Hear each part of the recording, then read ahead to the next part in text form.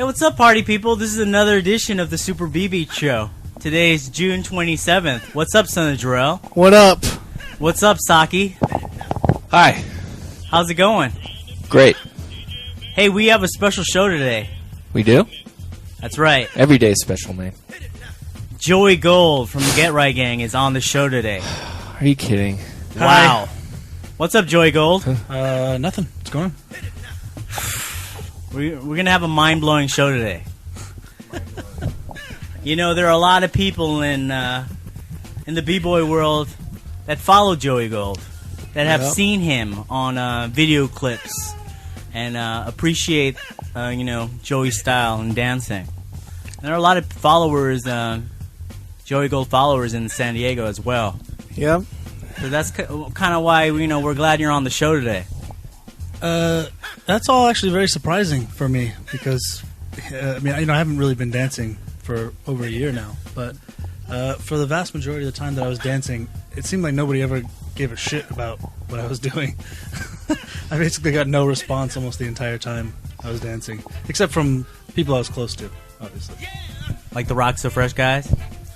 Rock So Fresh a little bit, I mean more like, other guys in Get Right and a few people from Arizona who I kind of came up with. But, Rock So Fresh responded to what I did too, but, I mean it as in like comments, or nobody ever really kind of came up to me and ever like said, yeah, that was cool, or this or that. It was always no response to anything I ever did, for the most part. Maybe you were just ahead of your time back then. I doubt it. I think it was that I was kind of a jerk, that's probably what part of it was, is that I was very competitive, so, I was not very approachable, especially at jams, by other b-boys, and I didn't really approach other b-boys, so I guess I should mention that too. I didn't really go up to people all the time and give them props either, but, it's surprising to hear that people were, people are interested in what I was doing, because, I'm not joking about it. I really, for the most part, almost never got any response when I was doing it. Almost nobody ever really said anything. I think some of them were like, didn't really catch it till like later. Like some of the Cypher City Kings guys, like they were like a lot younger when they saw you, and now that they've gotten a lot older and have started to travel more, you can still see that your influence from on them, and they also like give you the respect for that. Whenever you do it's very kind, and I like those guys. I like what they were doing, especially right towards the end for me, before I kind of stopped doing it. The people I was finding the most interesting were actually a lot of the newer guys, and maybe not so much because what they were doing was so great, but that first off, it was genuine. I felt like they were the first generation that I had really seen, meaning groups of people, not just like one guy out of a million, but a first kind of group of people who were genuinely interested in the kind of things that I thought were cool, and were doing it, like trying to really dance, trying to really, focus on their craft, those kinds of things. So I liked kind of what they were about, what they were doing, that they were interested in kind of having a, dressing the way that they felt was the way to dress, and like it was kind of interesting to me. I didn't always like everything they did, but I definitely was kind of vibing a little bit more on some of the younger guys. Do you think that maybe the reason why a lot of people didn't want to come up to you either was when they did get a first taste of Joey Gold, when they got to speak with Joey Gold could be outspoken sometime and talk up your ear? I don't know. You have to ask them that. I can't. I don't know. I don't know if that's what they thought. What struck me most about Joey was his style of clothing that he'd wear at b-boy jams, which I know is an influence now that I see a lot of kids are dressing nicer, and I haven't seen the influence spread onto music videos with the way people are dressing. No, I'm serious, Joey. I've seen it, but can you elaborate on your style of dress? Yeah, I guess for me it was when I first started. I pretty much wore what everybody wore. We wore Adidas track pants and slick shirts and that kind of stuff. And as I started kind of developing, not even just as a b-boy, but just as a person, as I started to mature, my ideas got a little bit more interesting. As my influences sort of started to find their way into what I was doing a little bit more strongly, I started really wanting to push the things that I really thought were interesting, whether they fit or not.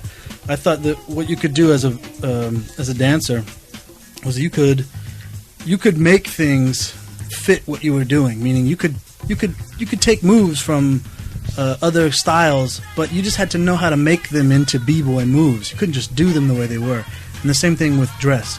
At the time, especially, I was really interested in New York in the 30s and 40s, sort of jazz age and mafia age, and so I was really interested in like Lucky Luciano, and I was reading books about those guys, and they'd be wearing 3-piece suits with monogram shirt collars and tie pins, and I just thought that stuff was cool, so I started trying to find things that I thought would translate into kind of b-boy. So they kind of started to become this kind of like newspaper boy of the 30s and 40s, the caps and Argyle sweater vests, and but you could still basically wear jeans and pro-kids with that, and I thought it was kind of a fly look, a fedora in the place of a Kangol, which or something like that. I mean, fedoras have had their place in hip hop anyway, but it was something I was just wearing all the time anyway, and you just found a way to that you could break in it. I mean, you had to, you can't break in a suit, so that's not what you wear. You pick what works. And it was like, it was apparent, I would say, early 2000s when no one was wearing fedoras in San Diego until you kind of like brought it back. And then everyone kind of started rocking them, But it was, I mean, we were still doing stuff in Arizona. I mean, that's what happened in San Diego. Wearing a fedora is not like something I did. Yeah. I mean, I was wearing them because my friend Mikey, Starberry Sweet, was wearing them. I mean, that's where I got it from. He was wearing fedoras. And I happened to be interested in all that same stuff, so I started wearing fedoras too. And then at some point, maybe we came out here and we were wearing them, and then when we came back, people were wearing fedoras. But I can't claim responsibility for the fedora. I mean, Run DMC wore fedoras. They've had a long history in hip-hop. Whether or not they came back because of me, I don't know. I mean, I saw things that I felt were that way, like people were putting the card in there, and that was really something that we were doing in Arizona. Putting the Ace of Spades or something in the hat band. But I didn't bring it back. I actually got it from the people I was around who were not b-boys. They were just wearing fedoras. And you said when you started, you were wearing the Adidas tracksuits, and around what time was this? Was this in the 90s? Yeah, early 90s. I mean, I started dancing. Well, I mean, if you go all the way back, which I think it's kind of silly to do this, but just to kind of give the full range is, when the fad was happening in the 80s, I was very young, but I do have memories of doing that kind of stuff with my sister. So at some point in the fad area, which is probably what affected me when I first saw it come back, is that I already had some kind of good association with it as movement. So yeah, I'd say around 90, maybe around 1990.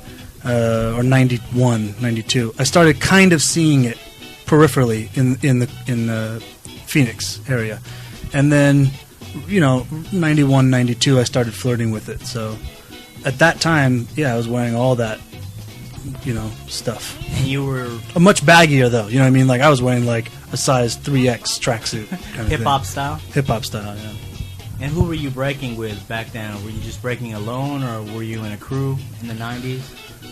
Well, I was actually doing graffiti before I was breaking. So the people that I was doing graffiti with, which was already a crew, we went by BOWD, Abode Crew, was the graffiti crew I was in at the time. And it just sort of became a thing where, like, I'm at high school, whatever, and the people I know that did graffiti also started kind of doing some breaking. And when I saw it the first few times, and it probably wasn't very good, whatever I saw. Yeah. But I saw it and I was like, oh wow, that's cool. Like I want to do that. And basically, I had a lot of friends that I was hanging out with that also did graffiti, and they also were immediately drawn to it. So we all just kind of, very naively, like in somebody's living room on the carpet, put down some cardboard, we had there were no videos to watch. There was Yeah. nothing. We literally just started like flopping around, and then somebody'd show up with Beat Street one time, and we'd sit there and try to like copy everything we could and steal. But we just literally just started kind of doing it with a few friends. Really, I was just doing graffiti with more than anything else. But you weren't Joey Gold back then. No. I went by Deem 101. Deem 101. Yeah, DEME, and that's the graffiti name. I chose that pretty early just totally arbitrarily. I just liked the letters, and it meant nothing. So at that time, yeah, I mean, it's not. I didn't even know of any like b-boy crews at that time. These were just like, when we were doing graffiti, there was this whole kind of house party thing going on at the same time. The party crews and gangs and graffiti crews were all kind of intermixed in some way. Yeah. Sometimes sharing members, and sometimes you'd have graffiti crews that were much more like gangs, and sometimes you'd have party crews that were much more like graffiti crews, and blah blah blah. And the way everything was is that I didn't know anything about like breaking crews or any of that kind of stuff. I just thought people that were doing graffiti would go to clubs or go to parties, and then they would break there, and that was it. It was another way to be competitive with other people. Was the hip hop scene pretty big in AZ at that time? I mean, did you go to a lot of hip hop shows? No, not at that time. I didn't really go to a lot right away. I was interested in hip hop, mainly in hip hop music. I didn't really know anything about hip hop the way we talk about it now. Yeah. But I was very interested in rap music, and I don't know if the scene was very good at that time. I mean, there were Phoenix, which is what we're talking about here. I was in Phoenix, Arizona at that time. Phoenix, from my perspective, I lived in West Phoenix, but I went to school in South Phoenix, and so I really know those two neighborhoods. In South Phoenix, it was really a ghetto in a way. I mean, it was pretty derelict, and there wasn't a scene for anything there. There were no real clubs. I mean, even if there were clubs, they would last like a month before a couple shootings would end that. And in West Phoenix, there's nothing. There's nothing anywhere. There's not a scene. There's nothing happening there. So for me, I never felt like there was a hip-hop scene outside of practitioners. There were people doing stuff. And mainly, for me, the vehicle was always graffiti. Everything was tied to graffiti. If you did graffiti, then you went to other places where other graffiti writers partied, and then there'd be people breaking there, or there'd be people rapping there, or whatever. But there wasn't like a club, that started happening a little later. And, like maybe in the middle of high school, I started finding out what was happening in Tempe, Arizona, and a couple other places. And then we found out that there were clubs. But early on, I was not aware of any kind of actual scene. So when did... were you pretty competitive back then? Like after a couple of years, you started breaking more. Did you become more competitive, like want to battle people? Yeah. I mean, I wanted to battle right away. I just sucked. But I sucked even once I was really competitive. I mean, I was still not good. But I was, I was interested in competing. I definitely wanted to win, to battle. I have never, to this day, I've never really been very good in battles. I was always much better in circles or at practice or something. Especially back then, I'd have great practice sessions, and I'd be terrible in battles. I mean, just absolutely terrible. I don't know if it's that I crumble under the pressure. I don't know what it is. Yeah. It's just never really been my environment. It's never really served me very well. I would always get injured before really big battles and events. Maybe it was psychosomatic, I mean, it was like I was getting injured because I was nervous. I don't know. But I was always competitive. I mean, I always did want to win. I just wasn't very good in competition.